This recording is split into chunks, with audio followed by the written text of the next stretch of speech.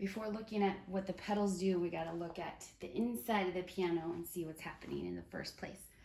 So this is my piano's harp with all the strings, and for each note, most of the notes have 3 strings that make the same pitch. So I play one note and you're hearing 3 strings. Some of them are 2, some of them are 1. And under the strings, we've got a set of hammers. And then above the strings, these black things, these are called dampers. So the thing that makes the sound is when the string vibrates. So the dampers are all just touching the strings so that they can't vibrate. So they're gonna stay quiet. The hammers underneath hit the string to make it vibrate. So the damper has got to get out of the way. Every time I hit a note, the damper goes up so that the string is free to ring, and then the hammer hits it, and then it vibrates. So if I play a note like this, you can see the damper went up and it's just hanging there. The hammer went up to hit the string and it's still ringing. It continues to ring as long as the damper is up. When I let go of the note, the damper goes down, touches the string, and it stops it from vibrating. So I can touch it really fast, damper goes back down really fast, and the sound stops. If I hold onto it for a long time, the damper stays up as long as my finger's there. And then it continues to ring until slowly, eventually, the sound dies away. So my 3 pedals, most pianos have 3 pedals. Once in a while you see one with 2, but usually they have 3. So the one on the right is usually referred to as the pedal because that's the one we use all the time. Its name is the damper pedal because it controls all the dampers. So when I press the one on the right, that was slow, but you see all the dampers went up. If I do it fast, you can, like, as they're letting go of the strings, you kind of hear, it kind of makes a little sound. I don't know if you can hear that. But when I press the pedal, the dampers release, all of them release. And so now I can play anything and I can let go of it and it continues to ring until my foot lets go of the pedal. So I could do something like, without the pedal, say I do a glissando. This is a glissando. I play all my notes. Glissando doesn't have to be all of them. And they kind of go away, but if I do it with the pedal, it sounds a lot different.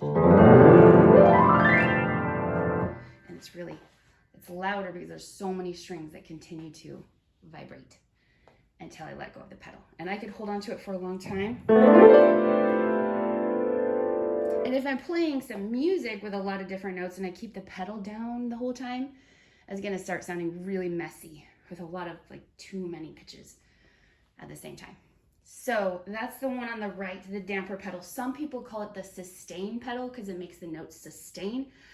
I feel like that's a little confusing because the one in the middle, the pedal in the middle, is called the sostenuto pedal because it sustains, but it only sustains specific notes.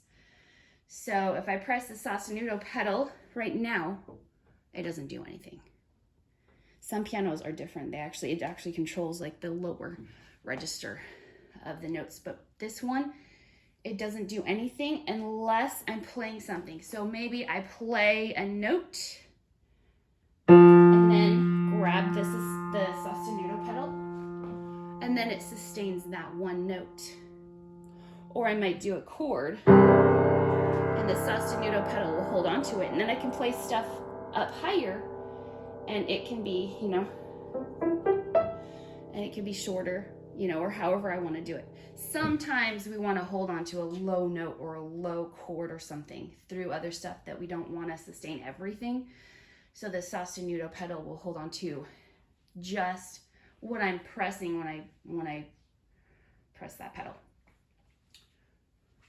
But like I said, some sostenuto pedals just control everything lower than a certain point. So it'll be like the bottom half or the bottom third of the keys will just automatically release. So you better want something low and not something high.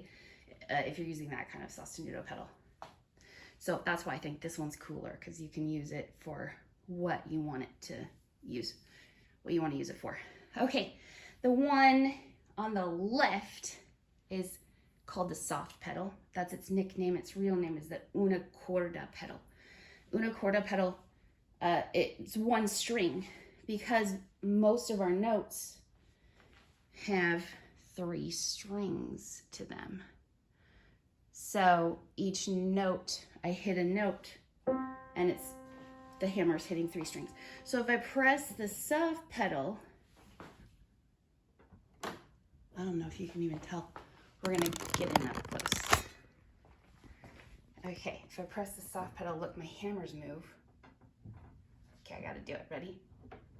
See, they're moving. It actually moves my keyboard too. You can't even tell. Okay, so it's moving. So the soft pedal, I press the soft pedal, the hammers move. So they're supposed to, each hammer's supposed to only hit 1 string instead of all 3. And so then I play, it's a little muted. So it sounds softer, which is why we call it the soft pedal. But if you see it in music notated for you to use it, it'll say una corda. And then when it's done, when you're done using it, it'll say tre corde.